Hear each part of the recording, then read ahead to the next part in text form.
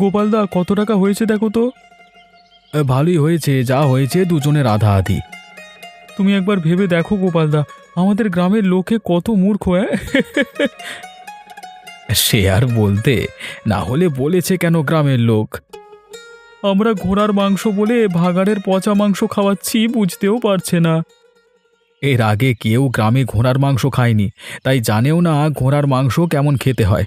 আমরা যেমন খাওয়াচ্ছি বোকা লোকগুলো তেমনভাবে খেয়ে যাচ্ছে। বুঝতে দিলেও চলবে না গোপালদা, এই ঘোড়ার মাংসের নাম করে পচা ভাগাড়ের মাংস এখন আমাদের নোট ছাপবার মেশিন। এই নে দেখি রতন, রাখ তোর ভাগের টাকাটা। আরে হ্যাঁ হ্যাঁ, দাও দাও, কালকে সকাল থেকে উঠে যাবে, দৌড়াতে হবে। আর দেখতে হবে ভাগাড় থেকে কোন মাংসটা তুলে না খাওয়ানো যায়। আমাদের কাজটা ভাব কত কঠিন। ভাগাড়ে যাওয়া, সেখান থেকে অত পচাওয়ালা মাংসের মধ্য থেকে সব টাটকা মাংস পছন্দ করা, সেটা কি কম খাটুনির কাজ? দাঁড়াও দাঁড়াও, কদিন পর থেকে দাম আরও বাড়িয়ে দেব। ঠিক বলেছিস, দাম না বাড়ালে আর চলা তো যায় না। আমাদের একটাই উদ্দেশ্য, নোট কামাতে হবে, বুঝলে তো? একদম একদম। মা, আমার বাবাকে দেখতে ইচ্ছে করে মাঝে মাঝে। তো কি করি বলতো পূজা মা? সে যদি আলাদা এগিয়ে থাকে তাহলে আর কিভাবে দেখবি তাকে? বাবা কি খারাপ কাজ ছাড়তে পারে না গো? আমাদের এখানে একসাথে কেন থাকে না বাবা? তোর বাবা যদি খারাপ কাজ ছেড়ে ভালো কাজে মন দিত তাহলে তো হয়েই যেত। দেখবে একদিন ঠিকই ভালো হয়ে যাবে বাবা। কিচ্ছু হবে না। ওই লোকটাকে বিয়ে করে আমার জীবনটা একেবারে শেষ হয়ে গেছে। ও যদি ভালো হয় তাহলে মহাভারত অশুদ্ধ হয়ে যাবে। আমি বলে বলে আমার সারা জীবনটা শেষ হয়ে গেল। শেষ পর্যন্ত আমাদেরকে আলাদা করে দিয়ে ও এখন ওই চিটিংবাজ লোকটার সাথে একসাথে থাকে। দুজনে মিলেমিশে বাজারে চিটিংবাজি করে বেড়াচ্ছে। আমরা যদি একসাথে থাকতাম কত ভালো হতো বলো মা। ভালো তো হতোই, কিন্তু অত সুখ আর আমাদের কপালে আছে বল? আমার কি মনে হয় বলো তো, একদিন দেখবে বাবা সব ছেড়ে ভালো হয়ে যাবে। ভগবান যেন তাই করেন। আমার অর্ধেক জীবনটা শেষ করেছেন, বাকি অর্ধেকটা যেন না করেন। আমিও গিয়ে তখন বাবার কাছে থাকবো। আমরা সবাই একসাথে থাকবো, কি মজা।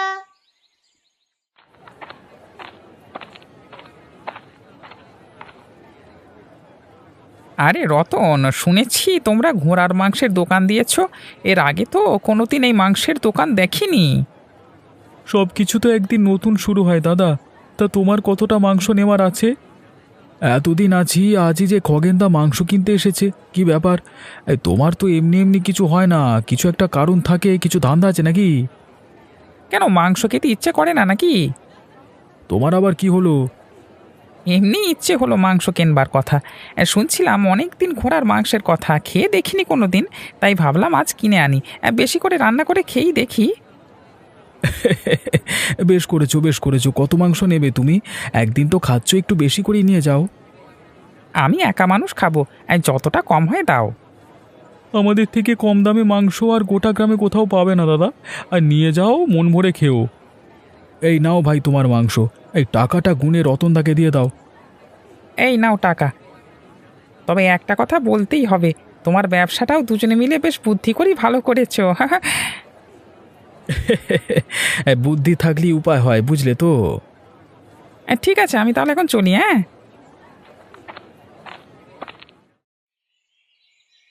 এই ছি ছি ছি ছি, ও একটু এই এ কি মাংস দিয়েছো তোমরা? মুখে দেওয়া যায় না, দেখ। এই যেমন লোক তোমরা তেমন মাংস। কেন, কি হয়েছে গো? এমন করছো কেন তুমি? খেয়ে দেখবি নাকি একটু? হ্যাঁ, তুমি জানো না ঘোড়ার মাংস ওরকম একটু হয়। এবার বুঝতে পেরেছো কেন আমি এতদিন তোমাদের থেকে মাংস নিইনি? আরে আমার মনে হয় ঘোড়ার নাম করে তোমরা পচা মাংস বিক্রি করছো। এই পয়সা খরচা করে শেষ পর্যন্ত কিনা পচা মাংস। সস্তার ঘোড়ার মাংস ওরকমই হয়। আমার সন্দেহ হচ্ছে তোমাদের উপর। বেশি বড় বড় বাতেল্লা মেরো না দেখিনি। আরে একদিন মাংস কিনে একদম মাথা কিনে খেয়েছে। যে বাড়ি বই এসেছে শোনাতে, ধ্যাত, নিজের মুখ ভালো না তাই স্বাদ পাওনি, আমাদের বলছে আমরা পচা মাল বিক্রি করি। এত সাহস কি করে হয় তোমার? হ্যাঁ, এর উচিত শাস্তি তোমার পাওয়া উচিত আমাদের বিরুদ্ধে মিথ্যে অভিযোগের। কার শাস্তি পাওয়া উচিত সময় দেখাবে। হ্যাঁ, বেশি বাড়াবাড়ি করো না বলে দিচ্ছি খগেনদা, বাড়াবাড়ি করলে এক্ষুনি শায়েস্তা করে দেব। বুঝেছি, লোক ঠকানোর জন্য ব্যবসা শুরু করেছো তোমরা। আরে আমার মতো আলাভোলা অসহায় মানুষদের ঠকিয়ে পয়সা রোজগার করবার ধান্দা। অনেকক্ষণ শুনছি তোমার বকবক, এবার বিদায় হতো। হ্যাঁ, অনেক দেখেছি তোমার নাটক, আর একবারও না, এবার যাও এখান থেকে। পূজা, এসেছিস মা তুই? এবারে বড় দেরি করে এলি, এত দেরি করলি কেন? আরে তোকে দেখবার জন্য যে আমার মনটা কত ছটফট করে তুই কি জানিস না? তোমার কাছে আসার তো আমারও ইচ্ছে করে বাবা, কিন্তু মা যে আসতে দেয় না, বলে তুমি খারাপ লোক, তাই তোমার কাছে যেতে নেই। তোর মা শুধু আমার খারাপ দিক দেখে, একটু ভালো দিক দেখলো না। ভালো দিকটা দেখবে কি করে শুনি? ভালো কাজ কিছু করেছো তুমি? তোর মা বোঝে না যে তোদেরকে ভালো রাখার জন্য আমি এত কিছু করি। মা বলে আমাদের ভালো রাখার জন্য এত কিছু করার দরকার নেই।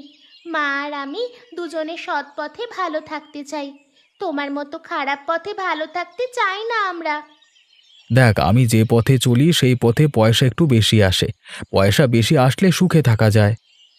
মা বলে সৎ পথে চলে যা সুখ আসে তাতেই আসল সুখ পাওয়া যায়, তার জন্য বেশি পয়সা থাকার কোনো দরকার নেই। অল্প পয়সাতেও গ্রামের লোকেরা কি বেঁচে নেই? মা বলে আসলে তোমার লোভই তোমার সর্বনাশ করে, তুমি যতদিন না এই পথ ছাড়বে মা কোনো দিন তোমার কাছে আসবে না। ঠিক আছে পূজা, এখন তুই পয়সাগুলো রাখ, আর যা, আবার তাড়াতাড়ি আসবি কিন্তু, কেমন? ভালো কথা বললেই তুমি তাড়িয়ে দাও বাবা। কি করব বল, যে পথে একবার চলতে শুরু করেছি সেই পথ তো আর ছেড়ে পেছনে ফিরতে পারি না। ঠিক আছে বাবা, আমি এখন আসি, আমি অপেক্ষা করব তোমার সৎ পথে ফেরার। হ্যাঁ ঠিক আছে, যা। আরে পিসি, এসো এসো, এবার অনেকদিন পর এলে যে।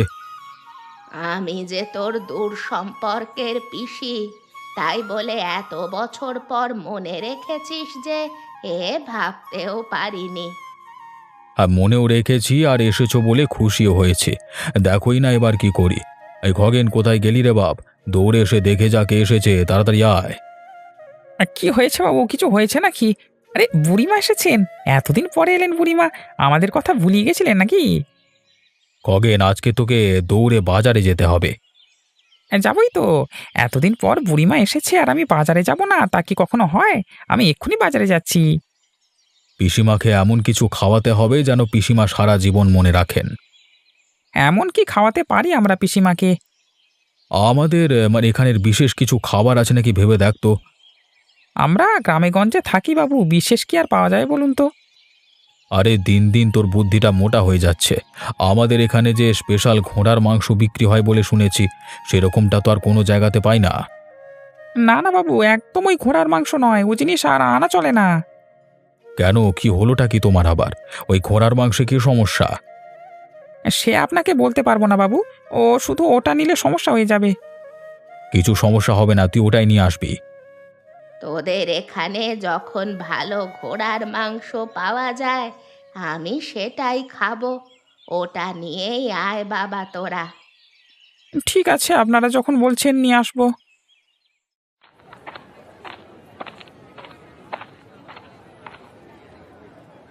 আরে রতন, আজকেও 1 কিলো মাংস দাও। আরে আজকে যে হার কিপটে খগেন মাংস কিনতে এসেছে, ব্যাপার কি? নিজে কিপটে আর আমাদের নামে অভিযোগ করে ফাঁসাতে চায় এটা। আজ আবার এসেছে মাংস কিনতে। আমার জ্বালাটা যদি তোমরা বুঝতে। তোমার আবার কি হলো? অত কথায় কাজ নেই, মাংস দাও, দেখি আজকে তোমাদের ঘোড়ার মাংস কত ভালো। আরে তোমার জীবনে তো বড়ই জ্বালা ভাই। তা ঠিক আছে, সবার জীবনে কিছু না কিছু সমস্যা আছে। কত মাংস নেবে তুমি? আগে নিজের মন ভালো করে দেখবে, সব ঠিক লাগবে, বুঝলে? বললাম তো 1 কিলো দাও। নিজের নোংরা মনটা একটু সাফ করো, আর মাংস নিয়ে যাও, মন ভরে নিয়ে যাও, বুঝলে? এই নাও তোমার মাংস, টাকাটা গুনে দিও। এই নাও টাকা। আমি তবে মন ভালো করবই, কিছু ভালো তোমরাও করো, না হলে একদিন দেখবে কপালে বিপদ নাচ্ছে। হ্যাঁ, বুদ্ধি থাকলে উপায় হয়, বুঝলে তো? তোমার মতো নির্বুদ্ধি হলে তো আর চলা যায় না। ঠিক আছে, আমি এখন চলি তাহলে।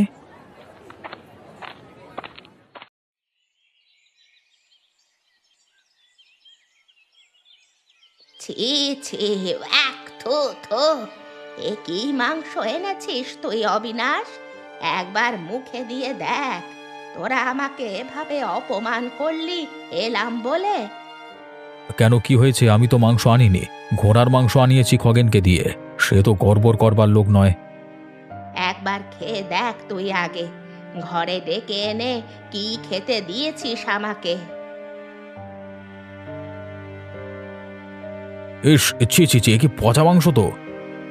এবারে বুঝতে পেরেছিস তো কেন তোর ওপর রাগ করি আমি? তুই পয়সা খরচা করে শেষ পর্যন্ত কিনা পচা মাংস আনালি।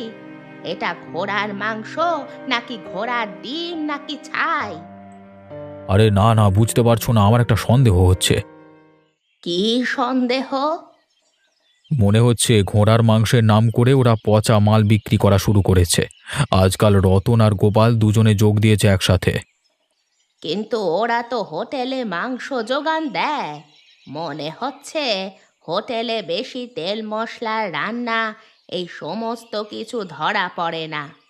এবারে বুঝতে পারছি আমি, ওই শয়তানের দল পচা মাংসের কারবার করে লুকিয়ে লুকিয়ে। ওদের পতনের সময় হয়ে এসেছে, আমি ওদের ব্যবস্থা করব। শয়তানের বাচ্চাগুলো আমার পেছনে লেগেছে। যদি আজকে আমি না কিনতাম, জানতেই পারতাম না। ছি ছি ছি ছি ছি ছি। ওদের কঠিন শাস্তি হওয়া উচিত। তবে জেনে শুনে ভুল করিনি, তবু হাত জোর করছি, অপরাধ নেবে না। আরে না না, তোমাদের অপরাধ নিতে যাব কেন? আসল দোষী ওরা। ঠিক সময় বুঝে ওদের উচিত শাস্তি দে। গ্রামে যে এসব চলছে তুই জানতিস আগে থেকে? আপনি আপনি যেমনভাবে জেনেছেন বাবু, আমিও সেরকমভাবেই জানতে পারি একদিন। কিভাবে? একদিন আমারও মন করছিল ঘোড়ার মাংস কিনে খাবো, তা কিনে এনে দেখি ও তো ঘোড়ার মাংস নয়, পচা। বাবু, যেদিন পচা মাংস আমি খাই সেই দিন আমি ওদের বাড়িতেই গেছিলাম ওদেরকে বলতে। আমার কথা তো শুনলো না, উল্টে আমাকে ধমক দিয়ে বাড়ি থেকে তাড়িয়ে দিল। স্পষ্ট বলে দিল যে আমি যদি কোনো বিচার করি তাহলে উল্টে আমাকে ওরা দেখে নেবে। আজকে তো তুই বলতে পারতিস একবার ঘটনাগুলো, তাহলে এত বড় ভুলটা হতো না। বলবার চেষ্টা তো করেছিলামই বাবু, কিন্তু আপনারা তো কেউ শুনলেন না। আমি বাধ্য হয়ে নিয়ে এলাম। এরা যে কাজটি করছে খুব খারাপ কাজ করছে, কিন্তু পুরো বিষয়টা নিয়ে আমাদের হাতে এখনো কিছু পোক্ত প্রমাণ নেই। আমি চাই তুই নিজে তদন্ত কর, তদন্ত করে প্রমাণ আমার হাতে দে, তারপর দেখ আমি ওদের সব কটাকে কি করি। আমার তো মনে হয় পিশাচ ও মানুষের সাথে কখনো এরকম কাজ করতে পারে না। সত্যি বাবু, এটা তো ভাবনাতেই আসে না মানুষের যে এমন কাজ কেউ কার সাথে করতে পারে। আমার দুদিনের মধ্যে পুরো তদন্তের রিপোর্ট চাই, সেই অনুযায়ী আমি ওদের ঘাড় ধাক্কা দিয়ে গ্রাম থেকে তাড়াবো। হয়ে যাবে বাবু, চিন্তা করবেন না।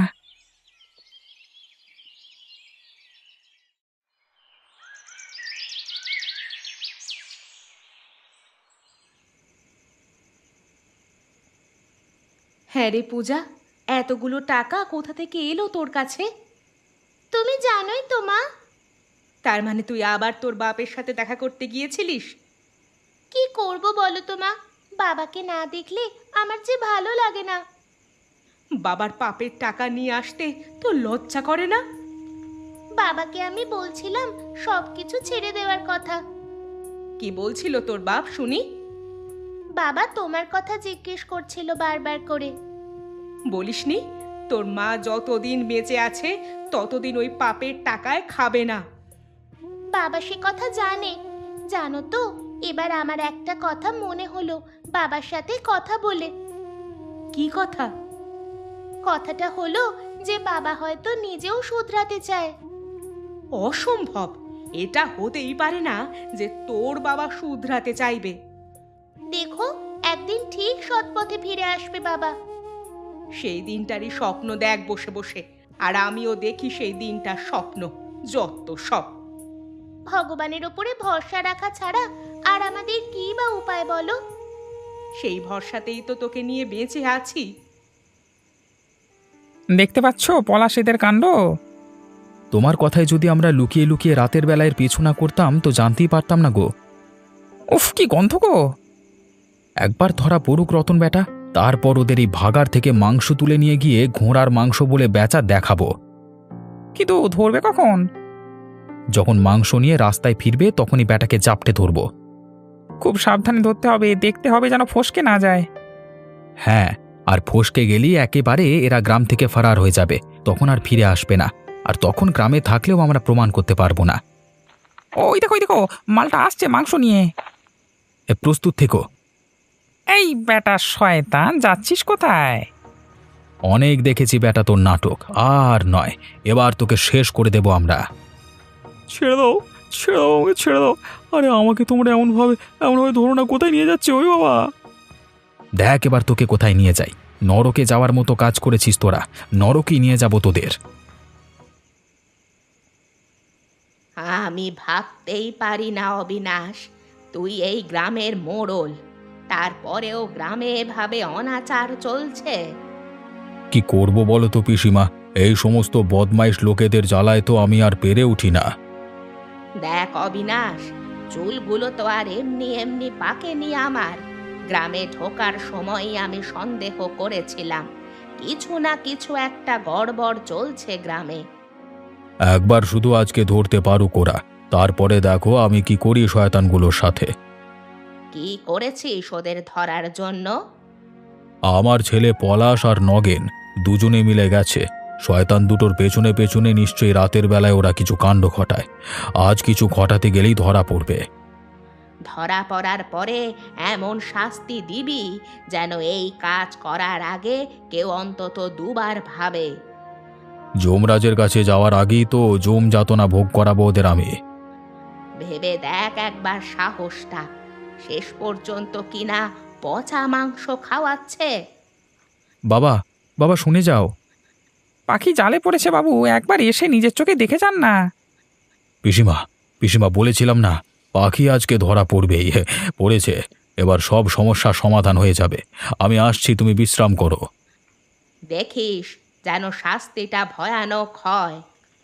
ধরা পড়ে আমার হাত থেকে একটা পিঁপড়েও এতদিনে পালাতে পারিনি, দেখো না কি হাল করি।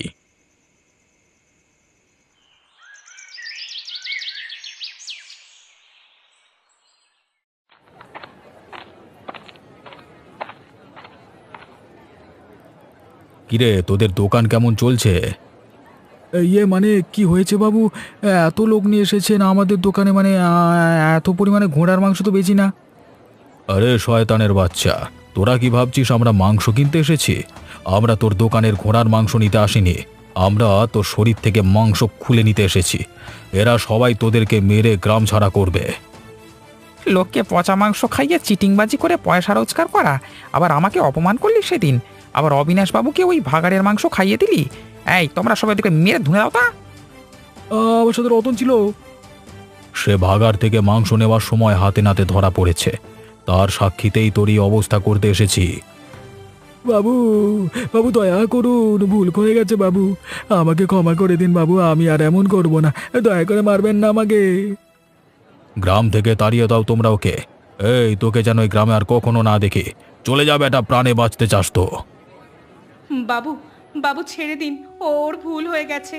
ও এরপর থেকে এমন কাজ আর কখনো করবে না। যদি করে তখন সেই দায় আমার, তখন ওকে তাড়িয়ে দেবেন, কিচ্ছু বলবো না। দয়া করুন বাবু, আপনার দুটি পায়ে পড়ি। আমি আপনার পায়ে পড়ছি বাবু, আর কখনো করবেন না। তোমরা যা কাজ করেছো তার একটাই শাস্তি হয়, মৃত্যু। গ্রাম থেকে তাড়িয়ে দিলেই শান্তি পেতাম, তবে আমি তোমাদের মারব না। তোমার স্ত্রী আর শিশু কন্যার মুখের দিকে চেয়ে এবারের মতো ছেড়ে দিলাম, তবে এই শেষ, মনে থাকে যেন।